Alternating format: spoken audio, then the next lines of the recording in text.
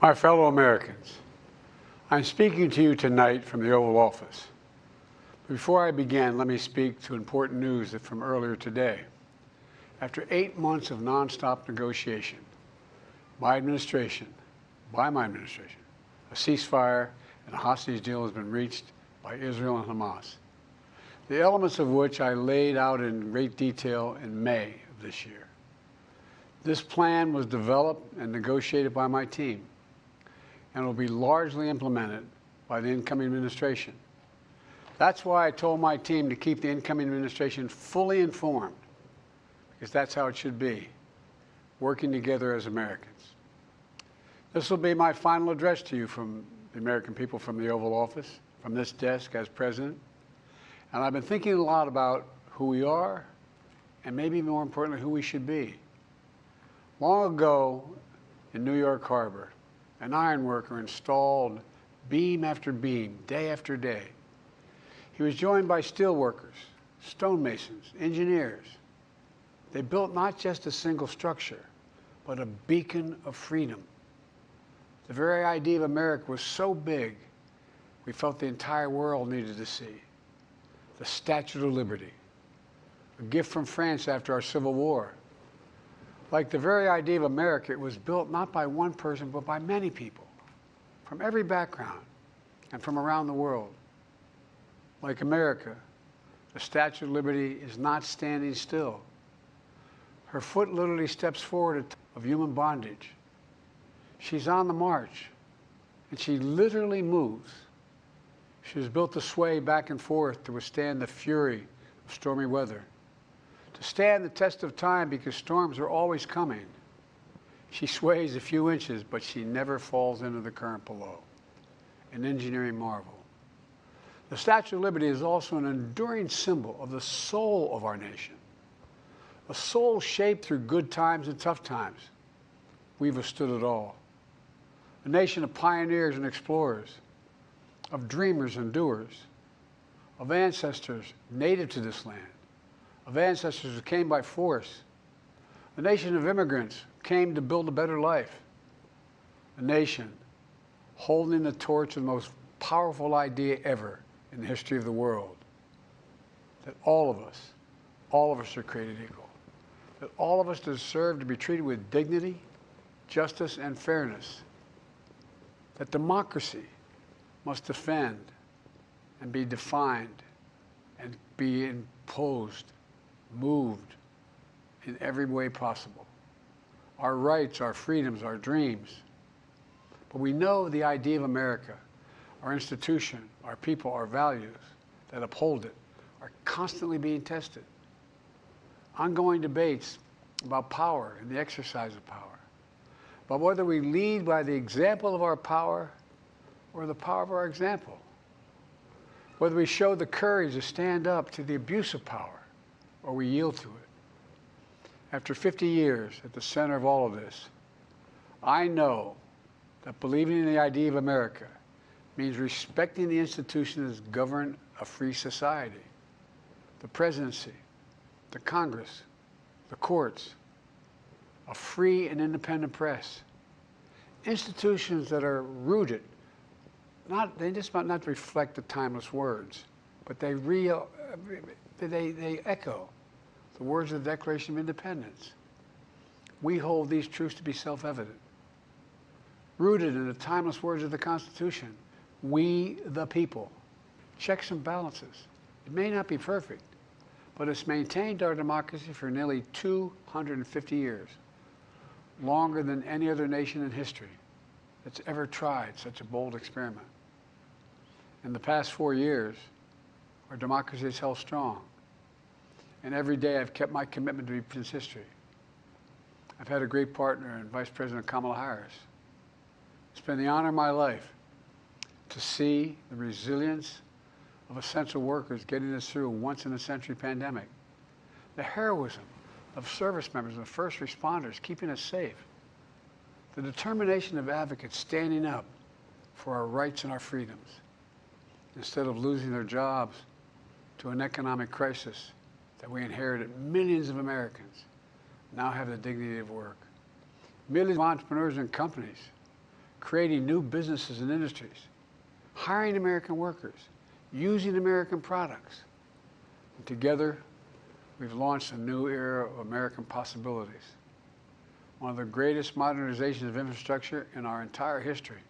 From new roads, bridges, clean water.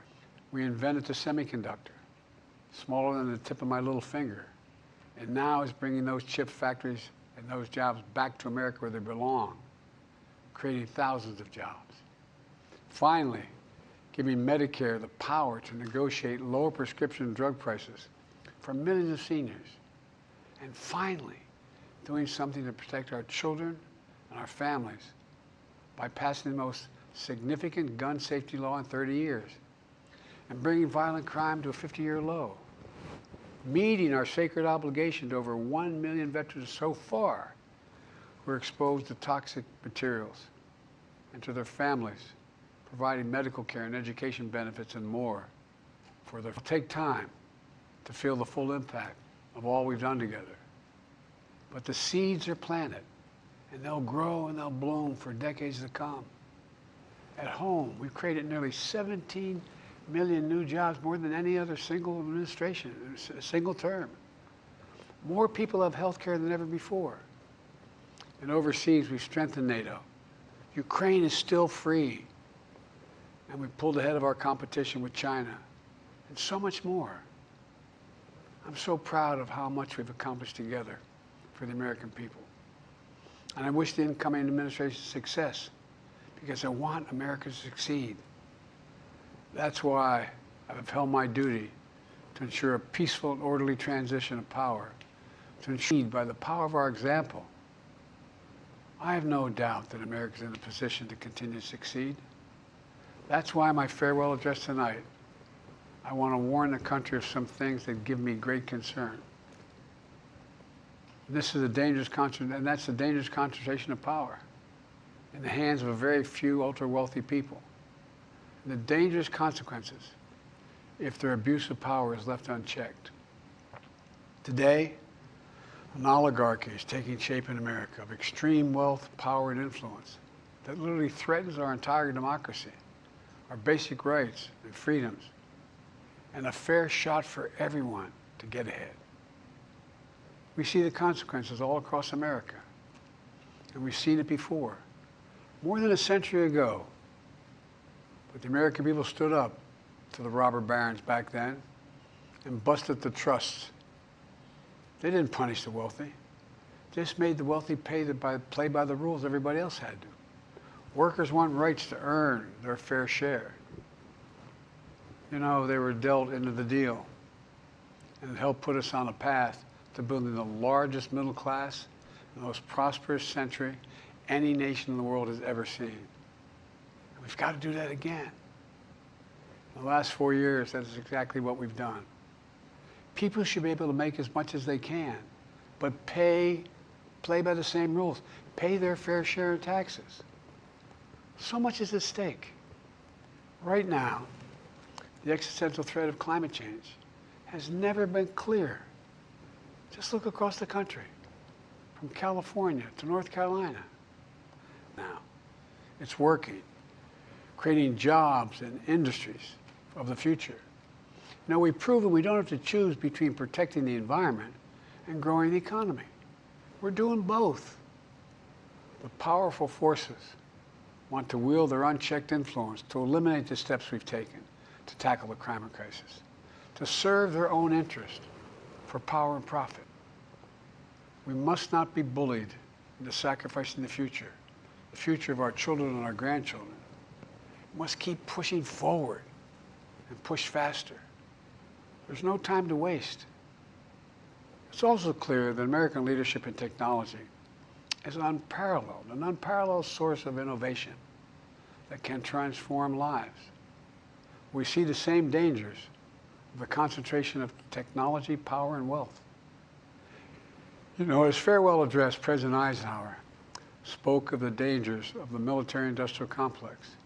He warned us then about, and I quote, the potential for the disastrous rise of misplaced power, end of quote. 6 decades later, I'm equally concerned about the potential rise of a tech-industrial complex that could pose real dangers for our country as well.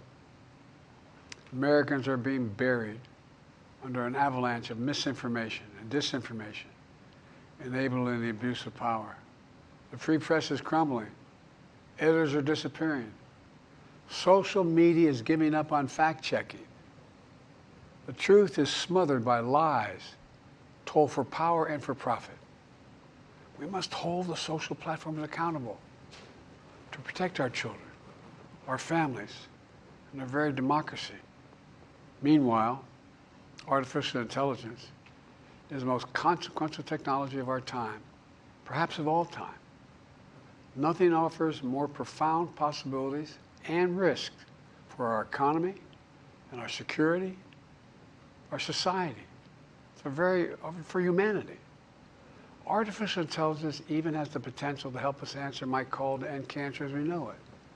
But unless safeguards are in place, AI could spawn new threats to our rights, our way of life, to our privacy, how we work and how we protect our nation, and good for all humankind.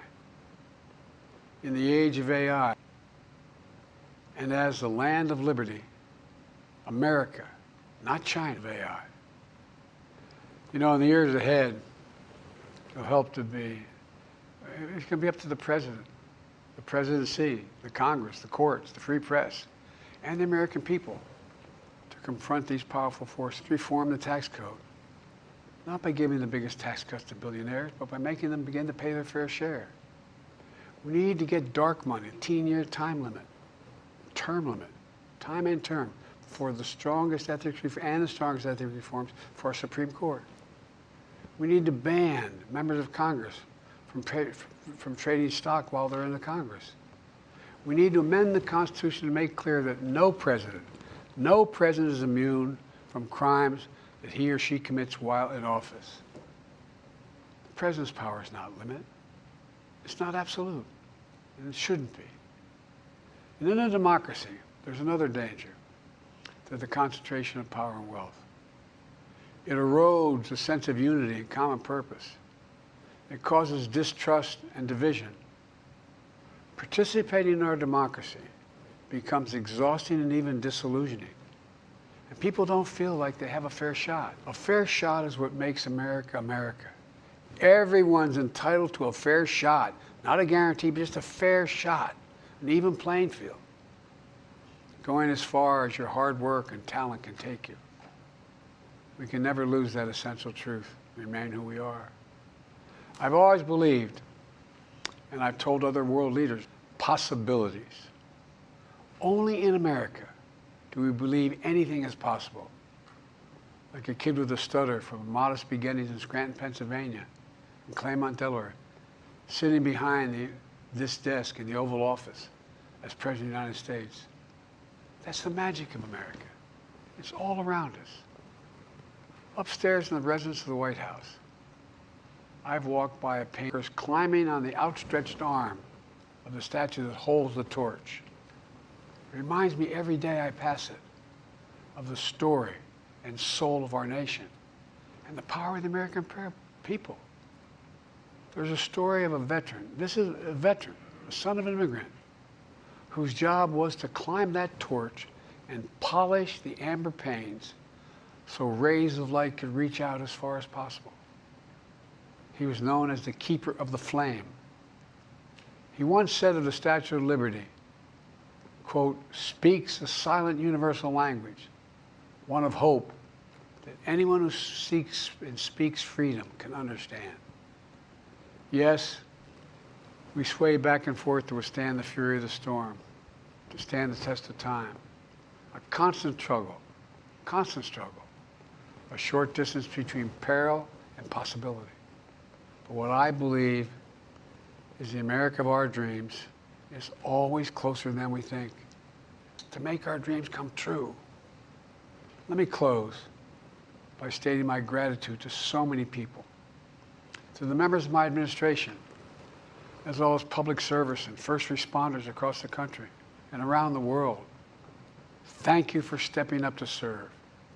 To our service members and your families, Commander-in-Chief, And of course to Kamala and our incredible partner, a historic vice president. She and Doug have become like family. And to me, family's everything. My deepest appreciation to our amazing First Lady who's with me in the Oval today, for our entire family. You're the love of my life and the lives of my love. My eternal thanks to you, the American people. After 50 years of public service, I give you my word. I still believe in the idea for which this nation stands. A nation where the strength of our institutions and the character of our people matter and must endure. Now it's your turn to stand guard. May you all be the keeper of the flame. May you keep the faith. I love America. You love it too.